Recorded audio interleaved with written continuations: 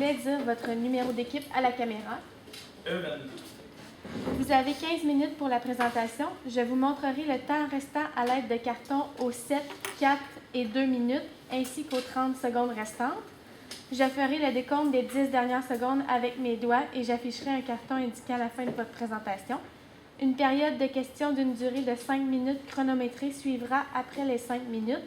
J'annoncerai la fin de celle-ci. Si vous êtes en train de répondre à une question, veuillez brièvement conclure. Vous ne devez en aucun temps dévoiler la provenance de votre cégep sous peine de disqualification immédiate. Veuillez, s'il vous plaît, rester dans la zone de captation vidéo délimitée par les marques au sol.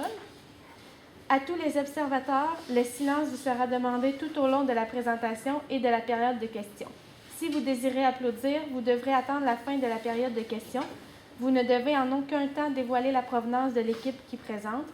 Aucune entrée ni sortie de la salle n'est permise durant la présentation ou la période de questions. Veuillez éteindre la sonnerie de vos téléphones. J'inviterai maintenant les juges à se présenter et vous pourrez par la suite débuter votre présentation. Bonjour, Christian Gélinas, président d'Ordivaire. Bonjour, Guy Hulot, directeur des opérations d'instruction pour Ordivaire. Miss Cadieux, professeur en entrepreneuriat à l'Université de Californie. Bonjour, c'est M. Fraser, commissaire industriel chez l'Innovation et Développement Académique Trois-Rivières. Bonjour, Simon Dallaire, conseiller en gestion de projet stratégique à la Coop fédérée.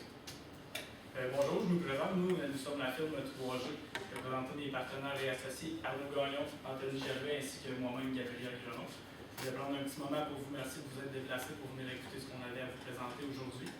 On est conscient que ces temps-ci, on parle beaucoup d'environnement, la planète ne va pas super bien. On veut justement apporter des solutions pour que justement l'humanité perdure dans un futur en beauté et que ça continue à aller super bien.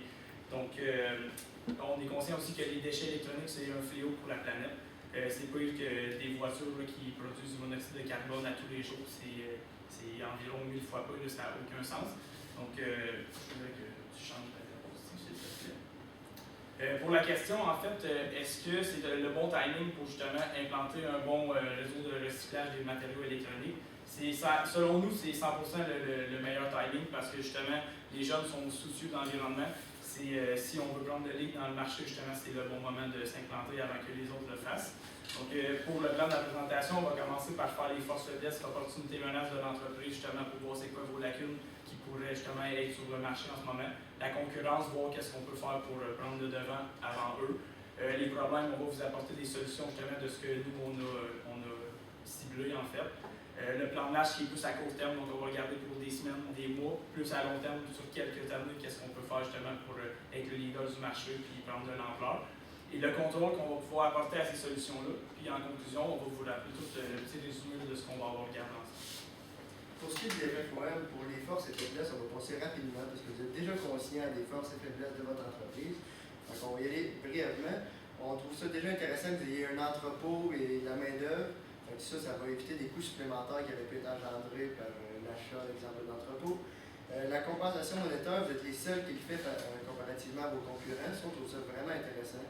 Ça peut inciter les personnes à vraiment faire affaire avec vous. Ainsi que les déplacements. On sait maintenant que tout le monde manque de temps. On entend ça régulièrement. J'ai pas le temps. Vous vous déplacez directement chez le consommateur. Ça, on trouve que c'est un volet très intéressant. On vous encourage à le garder. Et l'implication sociale aussi, ça, on sait que c'est très important afin de rejoindre le consommateur. On a vu votre levée de fonds et on vous félicite d'ailleurs pour cette initiative. Pour poursuivre, on parlait des faiblesses. Donc, le manque d'informations vis-à-vis Ecova. Donc, avant qu'on les locaux, on n'avait aucune idée. On savait que c'était Ordivaire, on ne savait pas c'était quoi Ecova qui ramassait les appareils électroniques pour par la suite les recycler ou les remettre à neuf. Donc, on trouvait vraiment important, on trouvait vraiment que c'était triste de ne pas savoir c'était quoi cette entreprise-là. L'environnement, comme on l'a dit plus tôt, qui était vraiment au centre des préoccupations de la société, on trouvait vraiment que c'était un manque. Et aussi, on trouvait que vous étiez absent dans les grandes villes. Donc, vous avez été ici, vous étiez à Trois-Rivières, Shawinigan, Victoriaville. C'est toutes des petites villes ou des régions. Donc, on trouvait peut-être intéressant dans le futur de vous implanter dans les plus grandes villes pour augmenter votre marché. Par la suite, les opportunités, donc les déchets électroniques qui sont grandissants. Donc, comme on l'a spécifié plus tôt, les déchets électroniques sont de plus en plus présents, le monde achète de plus en plus d'électronique, ça augmente de 3 à 5% par année. Donc, c'est vraiment une bonne opportunité pour l'entreprise, vous vous lancez là-dedans au bon moment. Par la suite, les responsabilités sociales qui est au centre des préoccupations de la société. On l'a vu tout au cours des élections fédérales qui étaient là pas longtemps, donc c'était vraiment un des grands sujets. Puis la jeunesse est soucieuse de l'environnement. Donc nous, les jeunes, on sait qu'on est des très grands consommateurs d'appareils électroniques, on charge notre cellulaire très fréquemment. Et nous, ces jeunes-là, on est aussi conscients de l'impact que ça a sur la planète et on veut faire un changement. Pour ce qui est des concurrents, les deux principales menaces qu'on a identifiées, ils sont un peu reliés ensemble. Comme Arnaud vient de mentionner, les gens, on est de plus en plus soucieux de l'environnement. Il y a de plus en plus d'entreprises qui sont orientées vers l'environnement, il y a de plus en plus de causes, des journées de la Terre comme on vient d'avoir récemment. Fait que ça, il va en avoir de plus en plus. Fait qu'on vous conseillerait de rapidement saisir le marché avant qu'il y ait de plus en plus de concurrents. Parce que si vous êtes déjà les leaders, c'est eux qui vont devoir travailler pour vous rattraper et non l'inverse. Donc, les concurrents qui sont cibles, j'imagine que vous savez un peu c'est qui là, sur le marché qui pourrait vous faire mal. Une entreprise québécoise qui est déjà en nombre depuis longtemps, c'est Unirecycle. La différence, eux, c'est que, exemple, si on prend une entreprise qui ne sait pas trop quoi faire avec ses vieux appareils électroniques, eux, ils vont faire la consultation et le cheminement qui va être 100% gratuit. Donc, ils vont pouvoir justement aller voir l'entreprise pour leur expliquer ou même leur apporter des solutions pour quoi faire avec ces objets-là. Millennium Micro, qui serait selon moi un des plus grands concurrents là, qui pourrait prendre la place dans le marché et faire mal à l'entreprise parce qu'ils sont en vigueur depuis 2003. Donc, l'expérience est là, ils ont beaucoup de moyens financiers justement pour aller chercher de la grande place là, dans le marché. Et pour finir, Electrobac, qui est aussi une entreprise québécoise qui est présente dans les grandes villes. Donc, on a vu qu'ils étaient présents au HEC Montréal. Ils ont déjà commencé justement à viser les jeunes. C'est un marché qui est dans un futur qui va être quand même assez gros.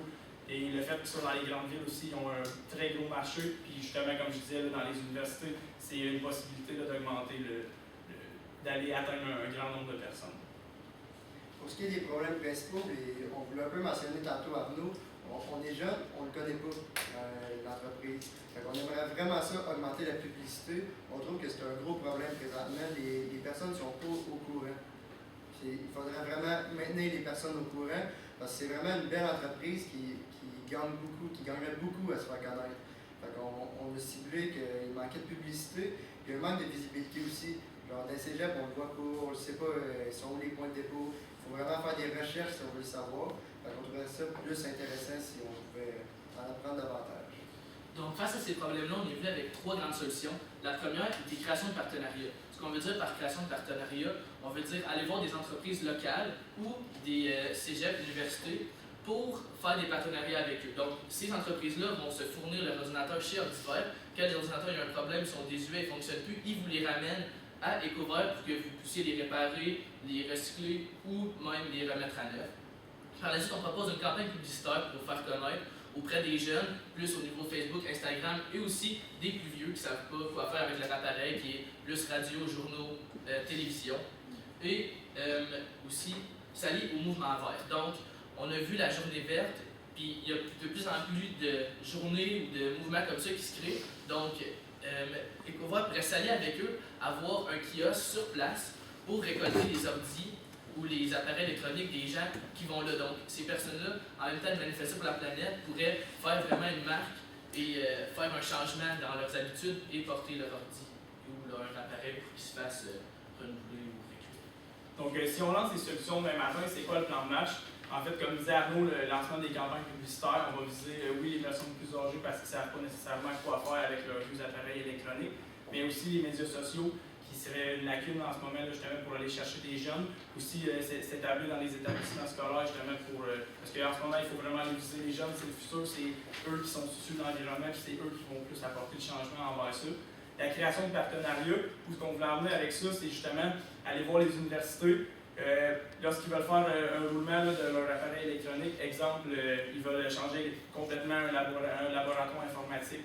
Donc, vous pourriez ramasser là, tous les anciens ordinateurs pour soit les remettre à neuf ou utiliser les pièces pour d'autres ordinateurs ou d'autres appareils électroniques. Et en s'associant avec eux, peut-être donner une compensation pour le nouveau matériel là, justement qu'ils achèteraient pour le laboratoire avec des appareils plus récents. Et pour terminer le court terme, en fait, augmenter les partenariats avec les événements écologiques. Donc, ce qu'on veut dire avec ça, il y a eu la journée de la Terre, ça a attiré beaucoup de gens. La petite Greta Thunberg là, qui se promène partout au monde justement pour apporter là, ce mouvement-là. Ça serait d'utiliser ça justement pour peut-être en association avec ça, là, justement, de créer soit une journée pour le recyclage des appareils électroniques ou en vigueur avec ça, de peut-être offrir des compensations là, en magasin lorsque la journée de la Terre arrive, justement, qu'il faut apporter de ces appareils électroniques dans un point de vue. Donc, pour les objectifs qui sont plus à long terme, on conseille pour commencer de s'implanter dans les grandes villes. Ça, on l'a mis à long terme, donc on trouve important pour vous que vous soyez confortable dans vos marchés, que vous ayez déjà Trois-Rivières, Shawinigan, Victoriaville, pour par la suite s'expandre dans les grandes villes, aller chercher plus de population, un plus grand marché, donc plus de ventes pour vous. Et aussi créer une journée de recyclage électronique. Ce que je veux dire par là, créer un mouvement un peu belle cause pour la cause que vous créez dans une de vos régions, que vous êtes déjà présent, que le monde vienne porter leur appareil électronique et en compensation, vous faites un don de 3, 4, 5 dollars à une cause pour la planète ou vous plantez un arbre, par exemple, par appareil reçu durant cette journée-là. Pour ce qui est du contrôle des moyens qu'on va prendre pour surveiller la réussite ou l'échec des solutions, tout d'abord, pour la première, le lancement de campagne publicitaire, celle-là, c'est quand même facile à contrôler. Est-ce que les gens participent? Est-ce qu'ils viennent porter les appareils? Est-ce qu'il y a une augmentation comparativement à d'habitude?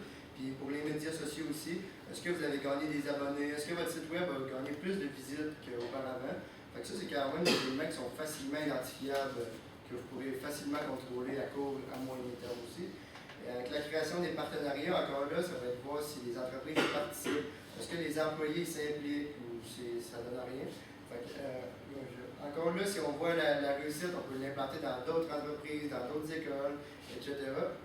Pour augmenter les événements, encore là, est-ce que la population participe, comme l'événement qu'Arnaud a parlé tantôt, est-ce que la population se déplace ou il reste chez eux? Fait que ça, c'est vraiment des choses qui sont facilement, on peut facilement voir si la personne participe. Fait que c'est des choses qu'on trouve très intéressantes. À propos de s'implanter dans les grandes villes, donc pour voir si ça fonctionne, vous allez probablement faire un plan d'affaires. Donc, se fier à ce plan-là, voir si les résultats dépassent ou sont inférieurs à ce que vous avez planifié. Donc, ça va vous donner une bonne idée de déroulement de votre implantation. Et pour finir, créer une journée de recyclage, comme Anthony l'a dit, voir si le monde participe, s'il y a une augmentation durant cette journée-là du nombre d'objets récupérés face à une journée qui n'a rien. Donc, vous pouvez vraiment observer ça comme ça. Donc, pour conclure, en fait, la solution, ça serait de commencer avec la publicité, de viser les jeunes le plus possible, de s'implanter dans les écoles, dans les entreprises, justement, comme on avait dit, les partenariats. On voudrait aussi vous remercier là, de nous avoir écoutés aujourd'hui, puis on espère le faire affaire ensemble. Est-ce que vous avez des questions? D'abord, je tiens à vous remercier pour cette belle présentation. Je tiens à souligner le ton que vous avez utilisé. Moi, comme entrepreneur, comme gestionnaire, la façon que vous me parlez, ça me parle. J'ai l'impression que les gens comprennent ma business et ils care about my business. Donc, c'est le premier point quand j'engage une firme, je veux être sûr qu'ils sont dans mon bateau. Ceci étant dit, de l'autre côté, comme entrepreneur, comme gestionnaire, toutes les idées sont bonnes s'ils sont rentables. On vous avait fourni dans le cas un paquet d'informations financières et je vois que vous avez complètement occulté cette portion-là dans votre présentation. Est-ce qu'il y a une raison pour laquelle les données financières ne vous ont pas intéressé? Bien, on a vraiment remarqué qu'il manquait de visibilité à l'entreprise puis que ces données financières-là vont venir avec les gens qui vont venir porter vos ordi. Donc, on trouvait plus important de mettre de la visibilité, que les gens aillent à l'entreprise avant de parler de chiffres, juste que les gens participent et qu'ils viennent. Il y a un coût à la publicité. Le coût à la publicité, il faut que je ramasse combien d'unités supplémentaires pour que l'opération soit rentable. C'est ça la vraie question. C'est facile de dire qu'on va faire la publicité, mais est-ce que ça va être rentable? Là, la question. Encore là, comme on avait vu, justement, il y avait des prix avec tous les matériaux qu'on recevait. Puis ça va dépendre, on s'entend que ça dépend du nombre de personnes qu'on atteint. Fait que c'est pour ça qu'on a décidé de ne pas le calculer, parce qu'encore là, c'est que des prévisions. Fait que nous, on s'est dit que ça valait pas la peine. On s'est dit que le budget, si mettons on parle d'exemple de 20 000 de budget pour le marketing, c'est sûr que les résultats, on peut juste avoir, oui, du marketing, on s'entend que c'est un investissement, mais ça peut être à perte aussi, c'est un risque à prendre. Fait que c'est pour ça qu'on s'est dit que nous, avec les résultats, à ce moment-là, on ne pouvait pas faire de prévisions parce qu'on n'avait aucun résultat justement pour voir ça serait quoi les prévisions d'argent, de revenus en tant que tel. Aussi, je voudrais rajouter à ça qu'avec les solutions qu'on vous a données, comme ça lié à des causes pour l'environnement, ça coûte pas grand-chose. Vous faites des commandités, il y a des gens qui viennent vous porter vos produits. Aussi, dans le même ordre d'idée, les belles causes pour la cause, les gens vont venir vous porter vos appareils, vous allez pouvoir les réutiliser, les réparer, ce qui va faire des profits que vous allez pouvoir donner à des compagnies. Ça va donner aussi de la visibilité à l'entreprise.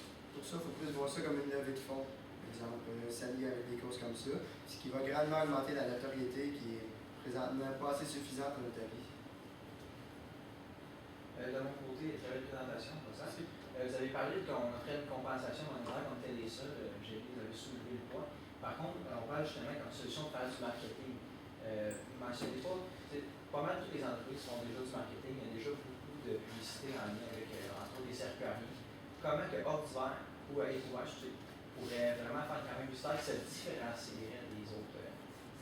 Vraiment aller toucher les jeunes et les cégeps, comme on a dit, nous on n'est pas informés des cégeps. Il n'y a personne, mettons, tu vas dans une journée, exemple un midi, un jeudi midi, tu vas au cégep, c'est sûr que tu pourras avoir beaucoup de personnes qui seraient intéressées, qui ne connaissent même pas votre existence. Fait que là, vous pourriez aller rejoindre beaucoup de nouveaux clients et potentiels. Puis les jeunes, ils vont vous connaître, fait que c'est des clients à long terme aussi qui pourraient grandement vous aider. Parce qu'on a remarqué aussi avec les circuariens, c'est beaucoup à la télévision. Puis, on s'entend qu'à ce temps, les jeunes, c'est de moins en moins qu'on écoute la télévision, c'est beaucoup Netflix, Internet, ces choses-là. Donc on avait pensé plus style Instagram. Donc aller vraiment viser les jeunes parce qu'en ce moment, oui, on informe les personnes plus âgées de qu'est-ce qu'il faut faire avec les vieux PC là, qui sont énormes puis on ne sait pas vraiment quoi faire avec ça. Sauf qu'on parlait de ça tout à l'heure. Puis tu sais, moi chez moi, j'ai comme 3 téléphones là, que j'utilise plus. Mais moi, je savais même pas, tu sais, je savais c'était quoi d'hiver, je savais que c'était des ordinateurs usagés puis remis à neuf, mais je savais pas qu'il y avait un point de dépôt, mettons, pour justement ramener ces anciens appareils. Donc c'est plus ce côté-là qu'on voulait viser, donc aller chercher justement les jeunes. Parce que nous, les consommateurs, on change de téléphone aux années, ça n'a aucun sens. On accumule ça, puis ça sert plus à rien. Donc là, en ce moment, ce qui est visé, c'est les personnes plus âgées, mais les jeunes n'ont aucune connaissance là-dessus. Puis aussi implanter aussi des points de collecte ou dans des lieux fréquentés par les jeunes, pour ça qu'on avait spécifié les cégeps, les universités, faire peut-être une petite boîte où les jeunes peuvent amener leurs produits désuets qui ne se servent plus, ça pourrait être une bonne idée. C'est très bon, ça les liens ciblés, la clientèle des jeunes. Peut-être même que les cégeps pourraient embarquer en partenariat avec vous. Exemple, ramène un vieux téléphone et obtient un repas gratuit à la cafétéria. Ça pourrait vraiment être des partenariats qui pourraient être très intéressants pour vous. Merci beaucoup. Condition que la bouffe soit bonne. Ça, c'est de la bouffe première. C'est de la bouffe première. On va l'espérer.